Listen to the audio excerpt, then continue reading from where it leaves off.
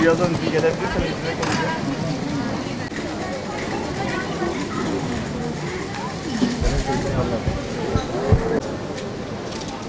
Diyor ki anne, kadının biri diyor ki ben postmodern kolay. Yani mantıken Ramazan deyince aklımıza ilk teravih geliyor tabii ki.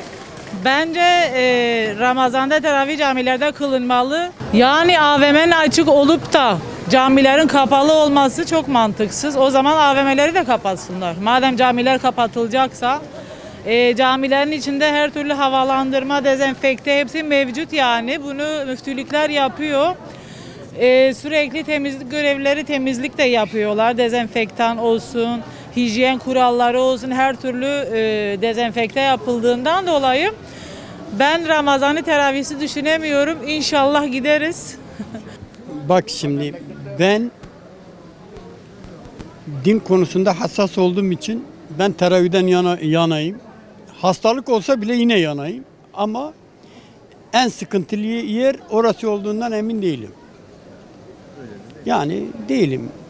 Her taraf karabalık. Sadece cami karabalık değil. Şimdi ben gidiyorum her gün aşağı yukarı Allah kısmet ediyor. Her gün gidiyorum da. Şimdi şöyle diyeyim. Millet biraz kurallara uymuyor. Ama sen haklısın. 1 metre arayla yapsalar. Yani ne şekil olursa olsun ben camide olmayı istiyorum. Şimdi ben bunu bu kadar diyeyim. Selamünaleyküm. Bence teravihlerin kılınması lazım. Manevi olarak bu kadar acizlik olmaz. Marketler açıkken, alışveriş merkezleri açıkken teravihlerin olmaması bence sıkıntı. Yani teravihler olsun. O camiler en güvenli yerler. Oralarda biz hep cemaat olarak seccademiz elimizde, mesafeye dikkat ediyoruz. Bu Ramazan-ı Şerif önemli. İşte dua ayıdır. Şimdi bu kapalı olursa teravihler, birçok kişi evde bu teravihleri kılamaz. Bence teravihlerin olması lazım, kılınması lazım.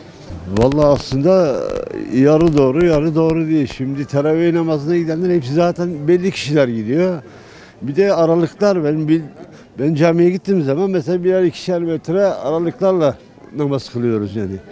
Yani orada buluşacağını hiç tahmin etmiyorum.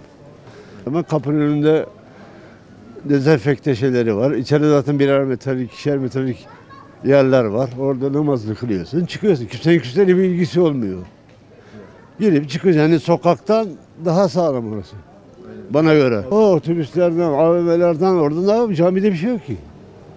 Ne var cami? Bilmiyorum ama bir şey yok. Yani zaten %50 alınıyor zaten. Zaten çoğu da kimse de gelmiyor. Yani bilmiyorum ama... Kılınsa mıydı sizce? Camide mi kılınsaydı? Kılınsaydı, yarı alınsaydı veya zaten bak Eyüp'e git bakın camiye 1,5 metreyle aralarla namaz kılınıyor. Evde kılınmasında İslam'a göre hiçbir sorun, bir sıkıntı yoktur. Tabii olmaması daha iyi. Yani bir cemaat halinde bir camide Allah'ın evinde kılınması daha hoştur, daha iyidir. Peki Diyanet'in bu şekilde karar almasında elbette ki bir hikmet vardır. Ama o hikmeti de insanlar sorgular. Neden? Çarşı, pazar açık, meclisler açık.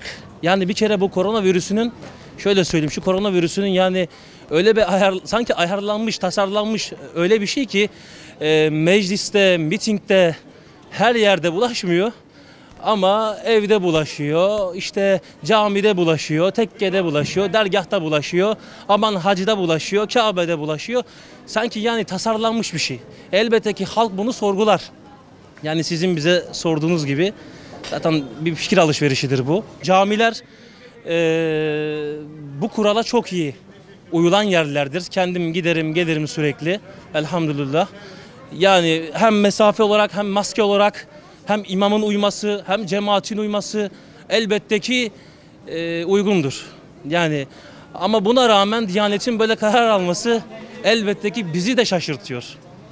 Abi şimdi şöyle bir şey var. Gördüğün gibi Eyüp Meydan'dayız ve herkes burada önlem almıyor. Hepsi bir içe. Ama burada şimdi namazımızı kılsak, hani şey yapsak insanlar bu sefer şöyle düşünüyor. Diyor ki biz buraya geldiğimizde korona olacağız. Bu sabahtan beri burada geziyorsunuz, olmuyorsunuz da camiye ibadet yaparak mı hani korona oluyorsunuz? Metrolar var abi. Metroların içi tıktım. Hani nefes alacak, hani nefes bile alamıyorsun bazen içeride. Dayının biri oradan öksürüyor zaten. Aman diyorum kaç. Ondan sonra minibüsler çok dolu. Her yer artık eskisi gibi kurallar uyulmuyor. Hani ilk zaman önlem vardı evet ama şimdi önlem yok hiçbir yerde. Dediğim gibi abi camide kılınsa namaz daha iyi. Evde kılacağınıza gelin camide daha iyi olur. Çünkü abi cami kuralların en çok uygulandığı yerdir. Yani Diyanet'in teravih namazını evlerde kılması kararı yerinde bir karar. Çünkü şahıslar teravihi nerede kılacağı, nasıl kılacağı meçhul. Yani güvenlik görevlilerinin saat 9'dan sonra nereden geliyorsun sorusuna ben teravih namazından geliyorum cevabını verince onlar nasıl bir işlem yapacaklar? Teravih namazı zannediyorum saat 8.30-9'a doğru 8.45. Takriben 45 dakika sürse işte 9.30 onu bulacak. Yani biz insanlar biraz da işi sulandırıyoruz aslında.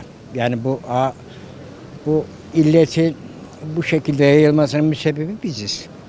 Herkesin başına bir bekçi koyması mümkün değil devletin. Ama tabii dini vecibe.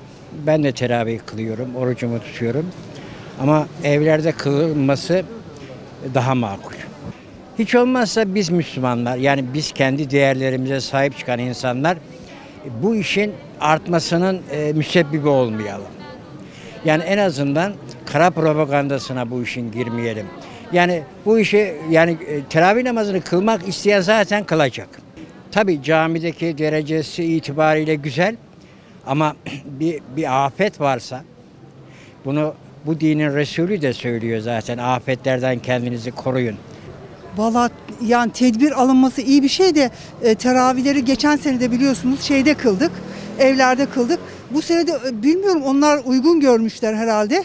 Yani ben zaten gidemeyecektim. Bilmiyorum herkes şahsa bırakılsa ama olmuyor öyle çünkü çok kalabalık oluyor. Mesela herkes kılmak isteyecek. Onun için bir izdiham oluşmasın diye zaten kalabalıklardan oluyor diye.